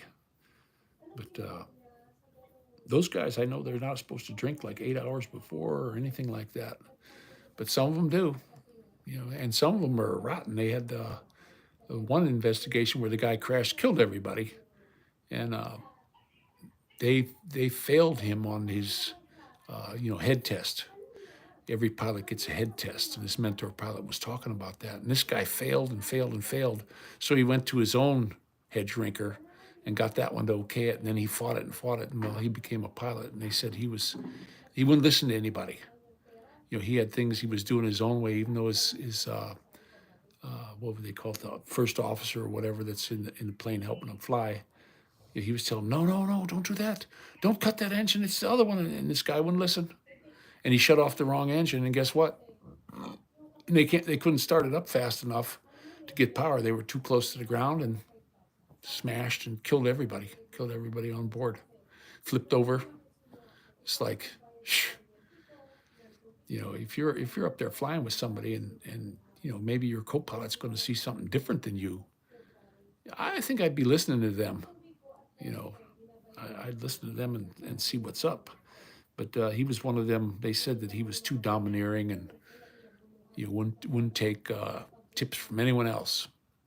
Yeah. But a lot of them crash. A lot of these planes crash, and it's amazing. It just amazes me.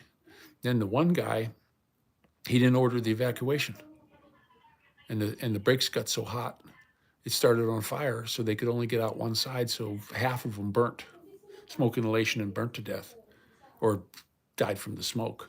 Because you think in a plane, that's all plastics and stuff. That's going to coat the hell out of your lungs if there's a fire. And I was amazed at how many fires that you can get on there.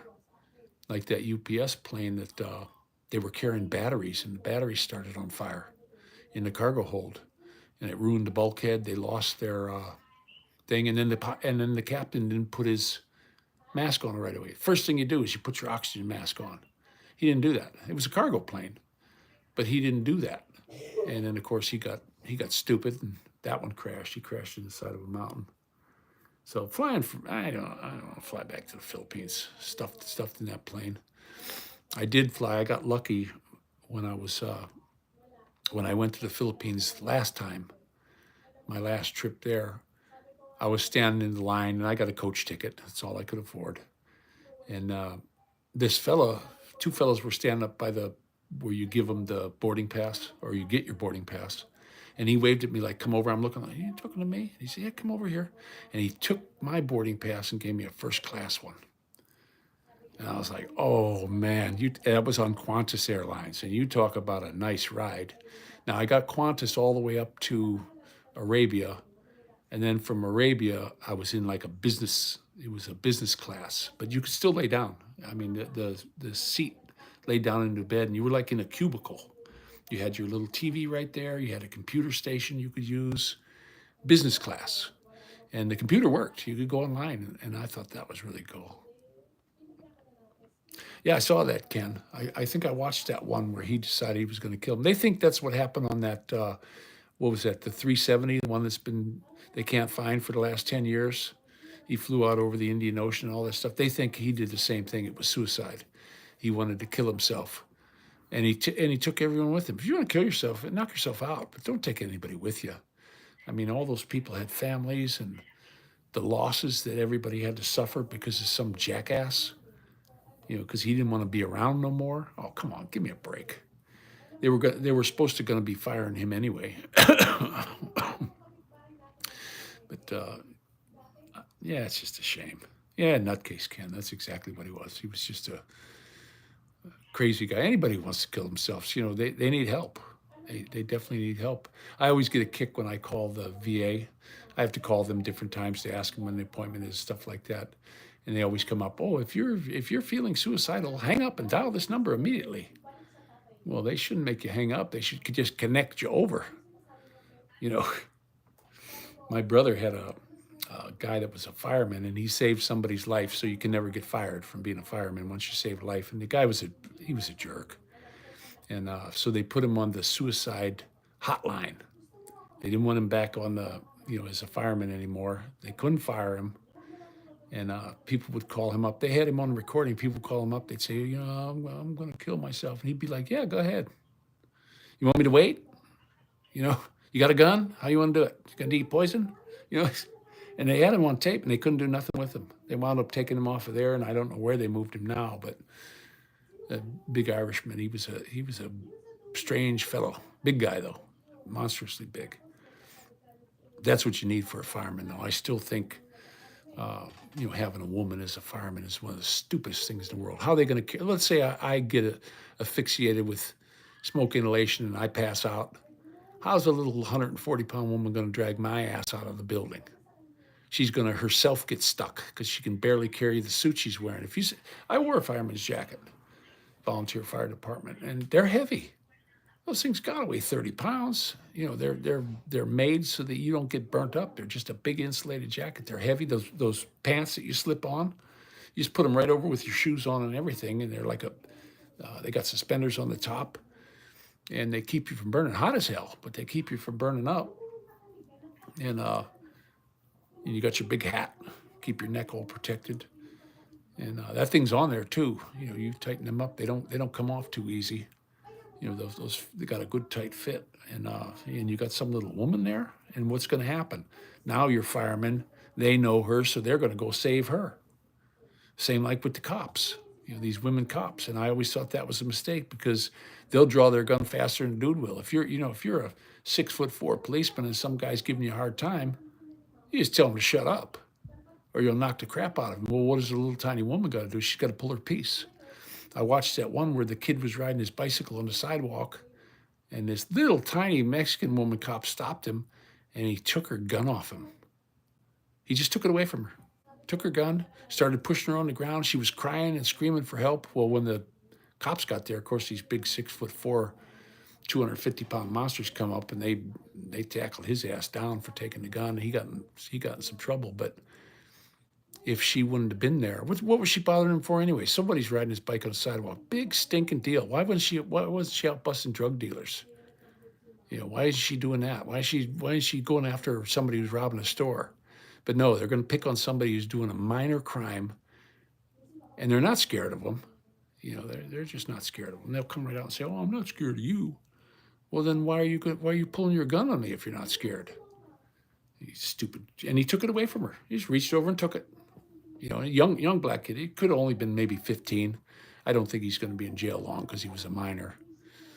But it's just, to me, it's just ridiculous. It's a big mistake. It's a big mistake to have a woman as a cop. Have them be a meter maid, give tickets, and even that's not good because somebody might punch him in the face or something. I seen that in New York where they got these guys that walk around now that just walk up to women and punch them in the face. Did you see that? It's like, what the hell would you do that for? Why would you walk up to a total stranger and just punch them in the face? That's seeing if they can knock them out. It's the knockout challenge, I guess they call it. I don't get that kind of stuff. I wouldn't punch no lady in the face. What the hell's that about? But you got these people that do it, though. But like I say, though, I still don't think that there should be any such thing as a woman cop, woman fireman.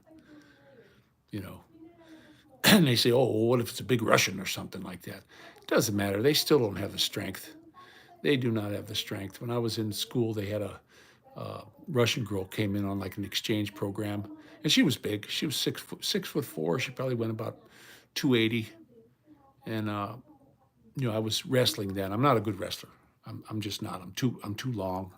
I didn't stay into wrestling only 1 year, and they were trying to start a thing against that. Well, I tied her in a knot like nothing. She didn't have the arm strength. You just grabbed her arms and twisted them around her and pinned her, and and I couldn't have done that to a guy of that size. It would have been a hell of a thing to do. But they're not made for that, guys. It's like the women in combat. You see these women, and they make them staff sergeants, and they promote them, and they're like the boss. And most of these guys don't even want to listen to them. My nephew that was in there, he said his sergeant was a woman. He said we never listened to her. I just told her to get bent, leave us alone. But you got in trouble for it. But they bring him before the man and tell him you can't do that. And he's like, it's so damn woman. you know, and they're not good, you know, it's just not, they're not designed for that. They're not designed to do that. You know, they make a big fuss, oh, barefoot pregnant in the kitchen. Well, duh. And I'm not hating on them, that's for sure. But you look at my wife. She's a sweetie. We get in our little fusses here and there, but when it comes down to it, she takes good care of me. She's she knows how to make American spaghetti too, guys. She last 2 batches of spaghetti she made, I don't even want to make it anymore. She makes it as good as I do. This last time she put Italian. Excuse me, I got this dang bronchitis. But she put hot Italian sausage in it, and boy, that was some fantastic spaghetti. She's, you know, it's not, doesn't have the Filipino hot dog in it. Somebody gave us a big tray of spaghetti. One of her friends from the church, and they gave us a big aluminum tray of it. It was kind of good because it was spicy.